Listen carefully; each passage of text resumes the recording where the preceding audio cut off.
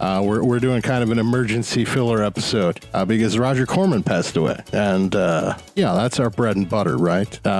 It's called X, The Man with the X-Ray Eyes. And this is a film that a lot of people seem to my mind, have kind of discovered later. Like, this is a movie when I was kind of first getting into horror. This is one that came up quite a bit as like a kind of movie you got to go see. And then you really kind of ignore it when you're 19 because you're like, I don't want to watch some cheesy 60s thing. But this is a cheesy 60s thing, but it's also fucking rad. But in trying to figure out why I was not so into it, I found myself recounting a much more interesting film than I felt like I'd sat through.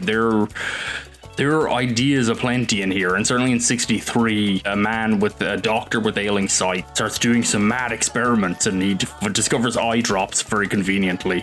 They come in eye drop form that allow his eyesight not simply to improve, but to take on new dimensions, to unlock.